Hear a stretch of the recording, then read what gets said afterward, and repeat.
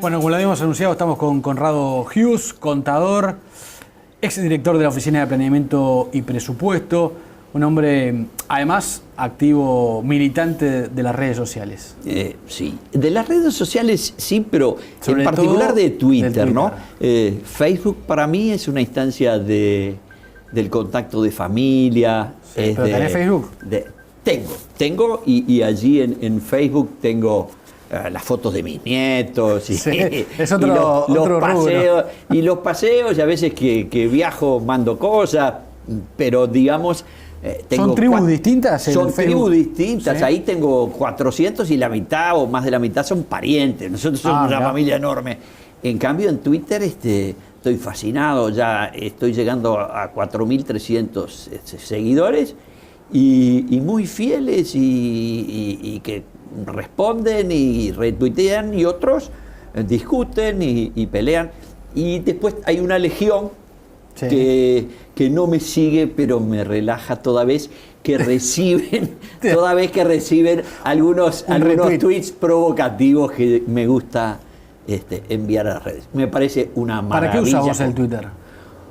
No, yo lo uso por un lado para decir lo que pienso y hacer otra cosa que me parece importante que hoy uno puede hacer y que yo antes lo hacía mandándole mails a mis 150 o 200 amigos en distintas partes del mundo, que es recomendar cosas buenas para leer. Está bien. Es decir, uno, si tiene oficio, yo soy un pionero de la internet en el Uruguay, o sea, estoy hace más de 20 años, y entonces tengo mucho oficio, soy suscriptor de publicaciones, pago todos los años para ser suscriptor de publicaciones importantes, entre ellas el Economist de Londres, pero entonces muchas veces leo cosas y a mí me gusta compartir la lectura, si pucha, qué bueno que está esto, y pimba, lo mando por Twitter con muy buen resultado, porque hay gente, y después videos de cosas interesantes. Y además sos un provocador del debate. ¿Te gusta eso? ¿Te gusta? Bueno, sí, me gusta el debate, qué sé yo, el otro día con Hanna Rodríguez Hertz tuvimos una discusión sobre temas, digamos, de educación. Yo no soy un experto, pero me gusta opinar. Y bueno, y hay gente que entiende los códigos de la buena educación. Claro. En general, por supuesto, inclusive yo he tenido buena suerte. No tengo gente que entra a decir groserías, aunque algunas veces yo... ¿El Twitter es la mesa del café del siglo XXI? ¿Es aquello que se sentaban en un café a discutir los temas de...? Yo tenía... A ver, primero, es una mesa mucho más grande. Sí. Donde incluso hay gente que uno no invita, pero igual... Exactamente. Es decir, de hecho, por ejemplo, yo creo que bloqueé a uno solo, y fue hace años. Yo estoy en Twitter desde hace 6 años, desde el 2009. Entonces, es una mesa enorme. Claro. Son cientos de millones de personas posibles. Sí. En el caso de uno se vincula con esos, aquellos a quienes sigue, que para mí son buenos periodistas, y buenos programas de información, y algunos, algún personaje político, no muchos y no todos. Y a su vez a uno lo siguen, bueno, gente que le interesa cosas parecidas. Yo sé que hay gente que me sigue y no simpatiza con mis ideas. Yo me presento como lo que soy. En principio soy un ciudadano. Pero a veces es importante saber cómo piensa el otro. Sí, ¿no? sí. Más allá de que uno no coincida. No, por supuesto, pero es que a ver, yo no coincido, para decir un ejemplo clásico de alguien que yo sigo permanentemente, retuiteo y comparto cosas que hace. Alfredo García. Sí, director del semanario Voces. El director del semanario Voces. Que es otro tuitero militante. Es un tuitero militante. Alfredo es una persona que yo aprecio mucho, como persona, como hombre de izquierda, y además me gusta mucho cómo escribe. Ahora, yo no pretendo, y él me sigue y yo lo sigo a él. Hay veces que veo que recomienda alguna cosa que a mí no la comparto y hago algún comentario. En ese caso, por supuesto, siempre con mucho respeto. ¿A Entonces, quién es bloqueaste? muy lindo. ¿Cómo? ¿A quién bloqueaste? Es que no me acordás? acuerdo. No es nadie conocido. No era nadie conocido. No lo conocías vos tampoco. Mongo Aurelio, no. Es uno que se fue de mambo en unas consideraciones. Claro. Porque uno sabe que, a ver, yo soy grande, tengo 67 años, actúo en política desde los 13, es decir, pasé la cincuentena, cargos públicos, eso he ocupado pocos en términos relativos, pero tampoco alego inocencia y que no, he pasado por la militancia en muchos sectores a lo largo de la vida, y ahí uno pelea y discute, y por lo tanto sabe que, bueno, no todos están contentos. Por otro lado, a mí me gusta, la verdad, no soy... ¿Te gusta provocar? Me gusta estimular el debate. Creo que en ese sentido, yo digo, hay dos experiencias que es mi actuación en la actualidad en Twitter, que me ha dado un fogueo que me encanta, que es de la argumentación y la discusión, y la experiencia de casi 14 años y medio que llevo en las tertulias del Espectador, que es un ámbito bien distinto de lo tradicional en el Uruguay. Las dos cosas alimentan mis ganas de discutir y pelear respetuosamente. Y recién decías, soy un liberal. Sí, eso sí que... ¿Eso te convierte en una minoría en Uruguay? Absoluta. Y además te definís de derecha, que es una menor minoría todavía. Sí, pero eso en realidad es una secuela, porque que el pensamiento, digamos, que con solo ponerle un prefijo a la denominación de las ideas que han hecho el progreso de la humanidad de los últimos 3 siglos, que es el liberalismo, que además es el marco en el cual nuestra vida social se lleva adelante. La Constitución del Uruguay, la vigente, la del 67, por supuesto que también lo era desde 1830. Nosotros nunca tuvimos constituciones antiliberales. Claro. Está lleno el mundo de países que tienen constituciones antiliberales. Bueno, la nuestra no lo fue nunca. Entonces, pensar que lo que es la regla básica de la convivencia, que es la norma constitucional, que se basa en los principios de unas ideas políticas e históricas que comienzan, digamos, a partir de pensadores ingleses, irlandeses y luego norteamericanos y más tarde franceses y alemanes, italianos y latinoamericanos, donde hay magníficos pensadores y pienso, digamos, contemporáneos, como es el caso de Vargas, que por no gustarle a mucha gente y especialmente al llamado progresismo latinoamericano, a las izquierdas latinoamericanas, no gustarles las recetas que yo entiendo acertadísimas, pero que podrían obviamente no ser acertadísimas, pero yo las veo allí. En materia económica se le anteponga, como teóricamente eran nuevas, en realidad esto es una cosa bastante vieja. Lo del neoliberal se convierte en un insulto, es un objeto arrojadizo. Y lo han copiado inclusive también un grupo de gente muy tonta que ahora ha ganado su espacio en España, después de trabajar para Chávez, se han vuelto a España con un proyecto político y entonces usan el término neoliberal como objeto arrojadizo. Yo, en chiste, cuando había que decir en alguna presentación, decía soy paleoliberal, es decir, soy liberal de los viejos, pero viejo, de lo de antes. No, ahora, pero ¿liberal económico o liberal también en toda la concepción de la sociedad? No, yo soy liberal, y cuando digo soy liberal en lo económico, soy liberal en lo político. ¿Estás a favor del aborto? No estoy a favor del aborto. ¿Estás a favor de la despenalización? Entiendo que es razonable la despenalización del aborto. Yo sé que hay... Sé porque uno al final no ha vivido inútilmente los años que ha vivido. Que hay temas de la vida social y de las normas de la convivencia que se van adecuando a los tiempos. Claro. Y que la discusión contemporánea,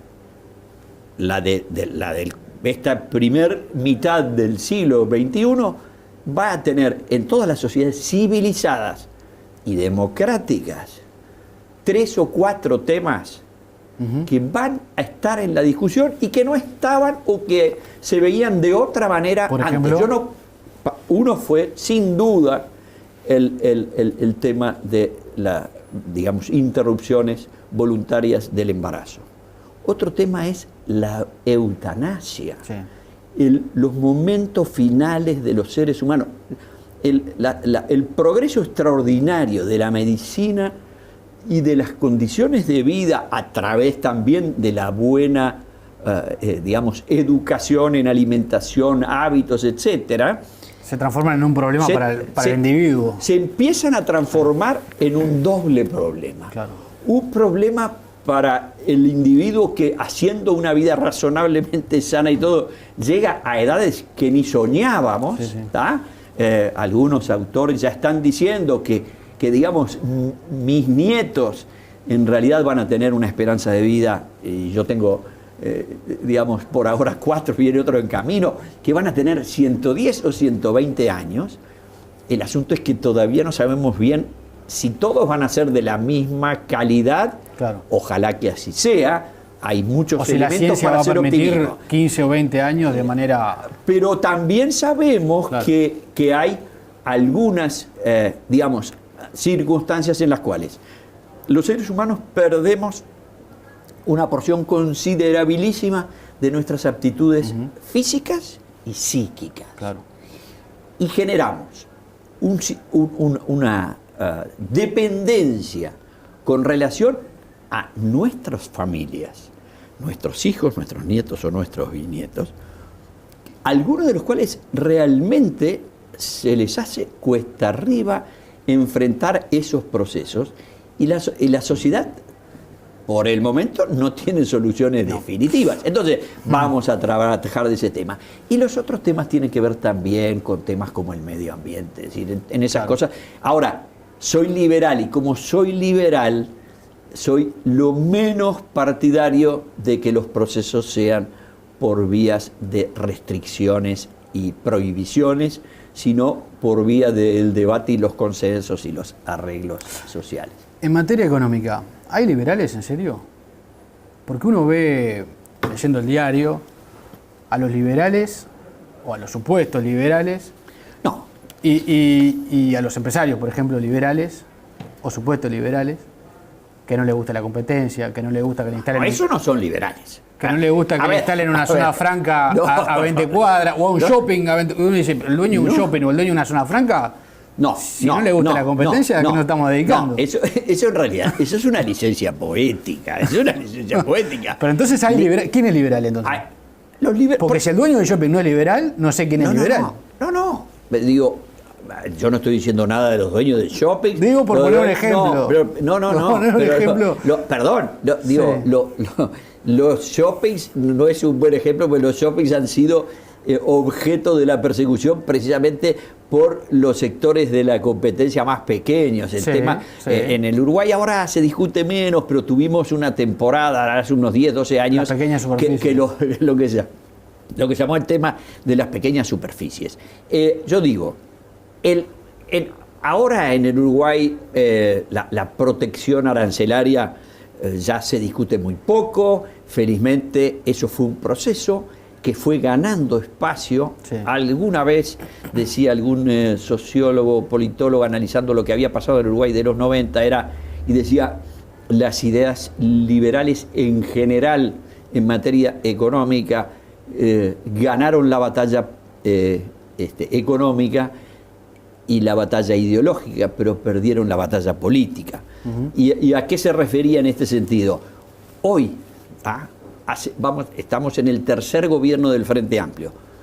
¿Hay algún dirigente de primera línea del Frente Amplio que diga que es sensato que el Uruguay tuviera aranceles ascendentes para proteger industria nacional? No hay nadie.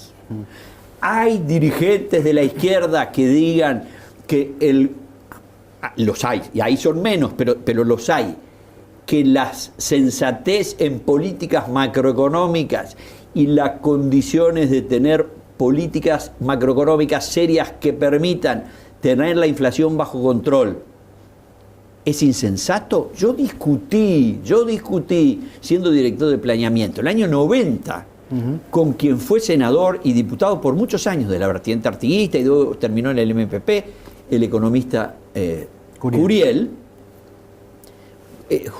conjuntamente con el querido y ya famoso Luis Faropa, en donde Curiel sostenía tranquilamente y con todo entusiasmo que los resultados fiscales nada tenían que ver con la inflación. Entonces, digo, ¿cuánto hemos evolucionado? Han pasado 25 años y ese debate está liquidado. A mí me gustaría que alguna vez algún dirigente de izquierda hiciera un acto de honradez intelectual y dijera, esto se lo debemos a un grupo de gente que, siguiendo a un gran pensador y economista uruguayo, el doctor Ramón Díaz, en los años 80 dio la batalla por la sensatez de las ideas económicas, porque esas ideas en las líneas generales siguen vigentes, pero lo que es más interesante, siguen vigentes y solo son impugnados por grupos completamente testimoniales, para decir uno, la red de economistas de izquierda. Déjame simplificar lo que estás diciendo, a ver si es así o no. Vos decís que la matriz del actual modelo económico está inspirado en Ramón Díaz, o Ramón Díaz fue el que defendió... Aunque no lo digan, es así. ¿Cuáles eran los rasgos de las políticas económicas de los 50, 60, 70? Ahora, hasta la irrupción de la política del año 74 de Alejandro Beck Villegas, pero que fue, digamos, el primero, y él merece el reconocimiento histórico. Yo siempre le digo, Alejandro Beck Villegas, el año 2050, va a tener una gran avenida en Montevideo, porque fue el hombre, por ejemplo, Alejandro Beck Villegas decretó la libertad de cambios en Uruguay. ¿Y cuánto tiempo tuvo el Uruguay libertad de cambios? Lo tuvo por 120 años. Desde la vida independiente hasta solo el periodo 30-70, en el cual hicimos todos los desaguisados copiando las peores políticas económicas. Pero hoy alguien dice que en el Uruguay debiéramos tener esto que tiene Venezuela, 17.000 tipos de cambio. Ahora, ¿no hay un modelo económico de izquierda implementado por el Frente Amplio? No. Pero modelos económicos, perdón, hay modelos económicos que son funcionamiento del sistema capitalista o funcionamiento de otro sistema. Está bien, pero en el Uruguay el funcionamiento es el sistema capitalista. Entonces uno podría decir que hay una paradoja, y es que el Frente Amplio hizo funcionar mejor el sistema capitalista. No lo hizo funcionar mejor. Que los gobiernos de los partidos tradicionales. Lo hizo funcionar igual, ligó pero fue más mejor. exitosa la economía ahora que... No. Si yo tomo el periodo 90-98 o 90-2000 o 90-2001, la performance de 2004-2015 es casi igual. En materia de pobreza es igual. La gente no sabe, porque no lo sabe, porque nadie se lo muestra, y porque además la habilidad de la izquierda de decir 78.500 veces lo que es mentira. No es que es mentira que bajó la pobreza, lo que es mentira es que la primera vez en la historia que baja la pobreza, entre el año 90 y el año 2000, que digamos, en el ya 98 empezaron algunos problemas, pero porque hubo crisis internacional, pero hasta el año 2000, la pobreza en el Uruguay bajó igual, si uno ve la gráfica, bajó igual que lo que bajó durante el gobierno del Frente. ¿Y el crecimiento de la economía? Y el crecimiento de la economía fue a una tasa un poco menor. Bastante. No, 3,7. En el periodo 98, 99, da 3,7, 3,8. Y en el periodo del Frente, da 5,2. Bueno, ¿cuál es la diferencia? ¿Es el mérito de los gobiernos del Frente? No. No hay ningún mérito del... Pero es que yo estoy diciendo que el mérito es haber hecho lo contrario a lo que ellos decían. hay un ejemplo que a mí me encanta. Cuando vuelve la democracia, el gobierno de la dictadura en Antel había avanzado en adjudicar lo que se llamaba las centrales digitales. No recordás porque sos muy joven, pero los teléfonos sí, antes, había que poner clavijas, digo, no en Montevideo que había centrales interior, electromecánicas automáticas, pero en todo el interior sí. Había las operadoras de teléfono y entonces conectaban porque realmente se hacía a mano o en un sistema electromecánico. Muy bien. La tecnología existía y el gobierno del tiempo de la dictadura en Antel decide llamar a licitación. Y gana la licitación una gran compañía sueca que se llama Ericsson y tenía, cuando llega la democracia, había que terminar de revisar la adjudicación, eventualmente anularla, porque podía ser que fuera un desaguisado o que hubiera corrupción o algo de eso, cosa que después quedó claro que no había. Y después había que decidir si se adoptaban esas tecnologías, que era hacer de las centrales lo que ya era en el mundo, claro. Digitales. Muy bien. Yo siempre me acuerdo pasar en el ómnibus, porque uno en esa época no tenía auto, y ver un cartel muy grande en la esquina de Antel, en realidad en la esquina donde está el sindicato médico. Enorme, enorme. Y estaba firmado por Sutel. ¿Y qué decía? No a las centrales digitales. El sindicato de Antel decía no a las centrales digitales. Antel tenía 200.000 suscriptores, así se llamaban. ¿Tá? Hoy tiene 2 millones de clientes de teléfonos celulares y 1 millón de teléfonos fijos que van bajando porque... Ahora, ellos se oponían a eso. Se opusieron a todas las medidas que propuso el gobierno de Sanguinetti, todas con mucha más virulencia, las que propuso el gobierno del doctor Lacalle, no acompañaron a ninguna. Y en algunos casos, vamos a decir, ni la ley del puerto, ni la desaparición de la estiba, ni la derogación de los monopolios de los seguros, ninguna, no acompañaron una sola. Ahora, yo le pregunto al que está mirando en este momento Observador TV, ¿escuchó en los últimos 10 años a un solo dirigente que le diga hay que volver a poner el monopolio del Banco de Seguros? Que es una de las cosas que dicen que da el orgullo ballista. El orgullo ballista, que había sido en 1911 un disparate loquísimo, que decía, las compañías ganan mucha plata, las vamos a monopolizar, el negocio lo vamos a monopolizar, no expropiaron porque costaba muy caro pagarle a las compañías inglesas siguieron con ese negocio. Es lo mismo que si hoy dijeran, McDonald's gana mucha plata, entonces no sé si la voy a estatizar o si voy a monopolizar el negocio de las hamburguesas y vamos a hacer una Antel, que sería no sé cómo se llamaría, Administración Nacional de las Hamburguesas. Entonces, digo, esas cosas no existen más. ¿Y por qué no existen más, Leandro? No existen más porque se ganaron su lugar en el sentido común de los uruguayos. No obstante, sí, los uruguayos siguen teniendo con el Estado, y por eso soy un minoritario completo, con el Estado una relación muy particular, que yo digo, porque alguna vez alguien decía, sí, porque en Uruguay hay un Estado paternalista. Yo digo, no es paternalista, es maternalista, porque la relación de los uruguayos con el Estado es la que uno tiene con la madre. A la vieja no me la toques. Ahora, tú decís, la izquierda no solo no reconoce, sino que se opuso antes a lo que después se hizo. Se opuso antes, después hizo la distraída. ¿Y los partidos tradicionales no hacen lo mismo ahora? No, yo no he escuchado. En la última campaña electoral, por ejemplo, el equipo económico de la calle Pou, ¿decía la verdad sobre lo que había que hacer? ¿O decía, no, bueno, el gasto no lo vamos a tocar?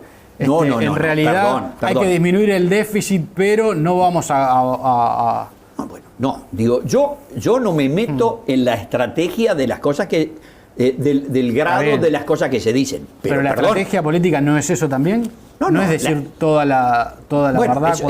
Eso es el olfato de los políticos del que yo carezco y el que además obviamente no, en ningún sentido soy responsable. No sos parte, sí.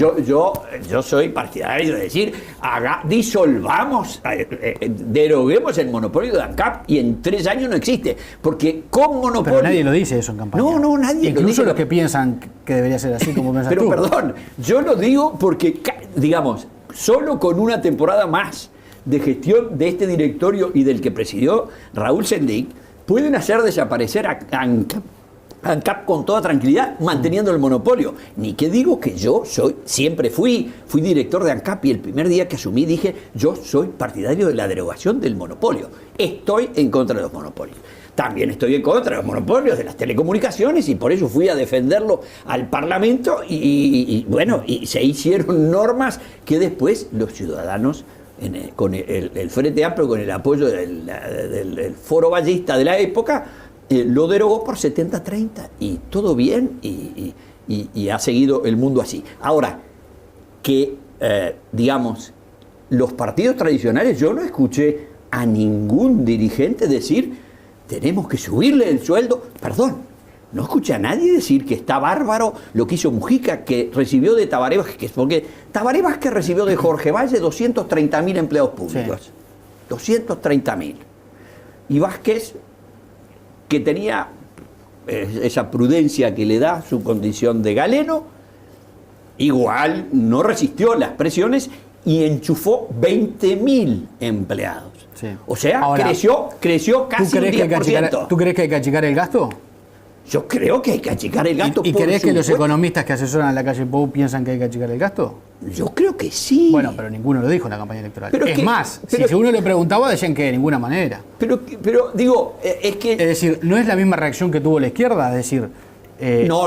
Hay un costo político que nadie quiere pagar. No, de ninguna manera. Primero, la honestidad intelectual implicaría decir, señores, la verdad que hay que gastar el gasto porque el déficit no se sostiene. Sí, el déficit está muy mal y va a haber que hacer un ajuste fiscal. Un ajuste fiscal quiere decir, y eso se dijo, subir los impuestos y bajar los gastos. Punto. Hay una cosa que siempre cuento, porque a veces la gente se olvida. Y yo entiendo, le voy a contar un cuento de hace 25 años. Cuando nosotros llegamos al gobierno y teníamos más derecho que Vázquez a decir que desatamos el paquete y había cosas peores, en realidad no era tan así. Pero el gobierno del primer gobierno de la democracia le dejó al gobierno que entraba, yo era director de planeamiento, Enrique Braga, ministro de Economía, y Ramón Díaz, presidente del Banco Central. Nicolás Herrera, subsecretario de Economía, Javier Daedo, jefe de asesores en la asesoría macroeconómica. Y Gustavo Licandro en la OPP conmigo y bueno. Entonces, ¿cuánto era el déficit que tenía el gobierno, las cuentas fiscales? En esa época estaba muy en boga hablar de las condiciones de Maastricht. ¿Por qué? Porque se había acordado que para poder entrar a lo que era el proyecto que finalmente al fin del siglo se concretó del euro, había que tener la economía de un país, no tenía que tener déficit de más de 3% sobre el PBI. ¿Cuánto recibimos nosotros como déficit sobre el PBI en los primeros días de marzo del año 90? Del gobierno del 85. 6,2. 6,2. Ingresos contra gastos. Saldo neto, déficit sobre producto 6,2. Por supuesto que era un producto chiquitito, mucho más chico que el de ahora, ¿no? Un desastre. ¿Qué teníamos además? La sociedad uruguaya había decidido votar una cosa que era, de aquí hasta la eternidad, los jubilados van en coche de los aumentos salariales de los activos. Un mamarracho monumental, porque ¿qué hacemos los jubilados yendo arriba de los aumentos de productividad, si es que esa es la manera de crecer los salarios del sector privado y eventualmente del sector público? Pero no importa, lo votó el 78% de los uruguayos, obviamente yo protesté y fui en contra, y se convirtió en norma constitucional. ¿Qué nos costaba eso en el mes de julio? De un saque y para toda la eternidad, 2 puntos enteros de producto. 2 puntos. En resumidas cuentas, estábamos con una inflación en el entorno del 100% anual, pero además con un déficit que en julio iba a ser del 8,2. Bueno, ¿sabes cuándo la curva de ingresos del Estado cruzó la de los gastos? En el mes que yo me fui, septiembre del 91. Pasaron menos de 18 meses y subieron los ingresos y bajaron los gastos. ¿Y cómo bajaron los gastos? Bajando los gastos. ¿Y cómo subieron los impuestos? Cobrando más impuestos. Ahora, el gobierno tuvo 2 años de superávit. Lamentablemente, la tentación electoral, que es el peor de los consejeros, a lo largo de la historia. Cayó también en esa trampa. Cayó en esa trampa y se perdió la elección, que recordarás que fue una elección de bandera verde. Increíblemente pareja, sí. Pero nunca más tuvimos superávit. Y ojo, no era superávit primario, que es el nuevo invento, que es decir, bueno, las tasas de interés, los intereses que se gasten no los contamos. No. En las cuentas del año 90, los intereses estaban contabilizados. Es más, estábamos en situación muy complicada. Los papeles del Uruguay, en el momento que el gobierno llegó, estaban cotizados en el mercado. No había emisión para digamos, eran vales de bancos, pero estaban a 42. En el plan Brady a fin de año, el Uruguay los compró a 56. Los que compraron papeles del Uruguay cuando llegó el gobierno, en un año habían ganado 14%. Déjame volver para atrás. Entonces, ¿hay liberales en Uruguay? ¿Los empresarios uruguayos son liberales? ¿Les gusta la libre competencia? ¿Les gusta la apertura de mercado? Los jóvenes, hay una cosa muy buena. Los jóvenes empresarios en el Uruguay, y son legiones, por suerte, son liberales. Los que no son liberales son los veteranos empresarios. Porque los veteranos empresarios se criaron en otro mundo. Ahora, los jóvenes empresarios que son liberales de verdad. Después están los empresarios amigos del gobierno, que esos no son liberales de nada y nunca lo han sido ni lo van a ser. Pero ahí hay grandes empresas, grandes contratistas y qué sé yo, que esos ni les gusta la competencia, ni les gusta disputar con colegas y si pueden reducir. Y, digo, no sé, la ley de medios. Alguien dijo que, un empresario del sector dijo que había ayudado a Pepe Mujica a redactar una norma para que no compitiera una firma internacional que está instalada para transmitir televisión, una cosa de loco. Digo, pero así. Ahora, en el imaginario popular, esos son los liberales, esos los empresarios. No. Perdón. En el imaginario popular. Perdón. Nadie se imagina un liberal. Nadie se imagina tenemos un liberal. Entonces acá una rara avis. Yo siempre me siento. Es muy divertido porque cuando yo discuto y sostengo el punto de vista liberal en el que creo, y lo hago con todo el entusiasmo y con toda la fuerza que puedo, la gente tiene 2 reacciones. Algunos se enojan, por ejemplo en la radio, y dicen que me echen. Es decir, no quieren escucharme. Pero yo digo, yo no estoy diciendo nada. Yo estoy diciendo lo que pienso. Pero no, en Uruguay los liberales somos una rara avis. Es verdad lo que dijiste, es así. Déjame provocarte un poquito para terminar. ¿La Thatcher?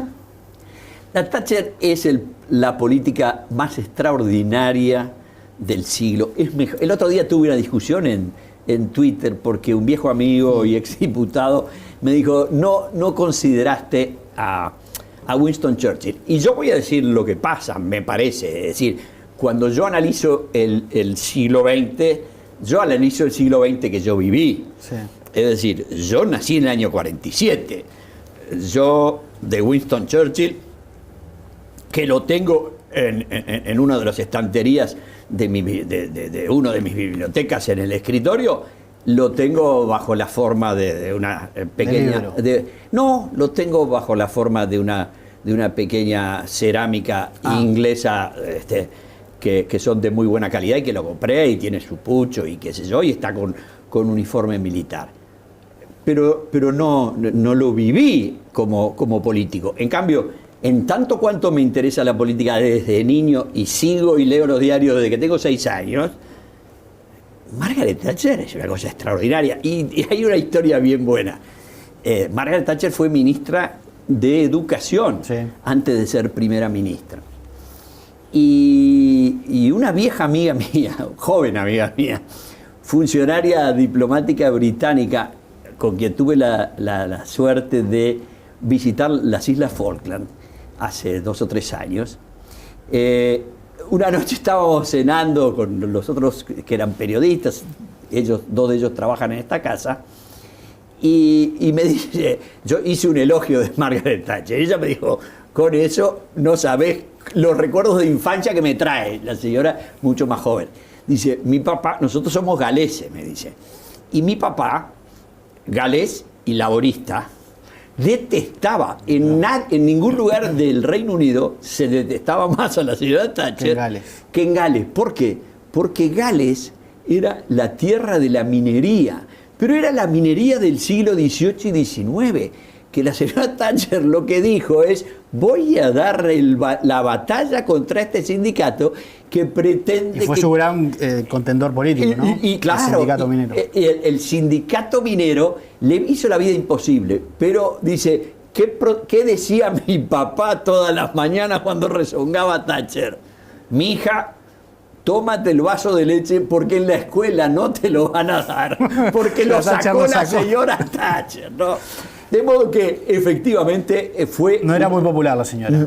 ¿Cómo? Eso es una cosa. No era muy popular entre los demás, pero como era popular entre todos los británicos, ganó las elecciones por 3 veces. Y siempre me acuerdo de Hugo Batalla, que volvió... Claro, en el Uruguay nadie era hincha de Thatcher, ¿no? Entonces fue a Europa y estuvo en Inglaterra y cuando volvió dijo, estoy asombrado, no sabe la cantidad de gente que es pro Thatcher en Inglaterra. Me quedan 30 segundos. ¿Las Malvinas son argentinas? No, es una tontería grande como el estadio. Las islas del Atlántico Sur son británicas y los nativos, los isleños, los Falklanders, porque no son los Kelpers, los Falklanders, son los que están allí desde hace 8 generaciones, antes que existiera la República Argentina como nombre, ni existía. ¿Van a decir que además de liberal sos imperialista? No, ¿qué imperialista? ¿Qué imperialista? Ninguna, lo decía el otro día un gran sociólogo argentino en TN, dice, perdón, dice, la Argentina le quitó la provincia de Misiones al Paraguay en 1890. Y alguien dice que la Argentina es una nación imperialista y que los paraguayos van a venir.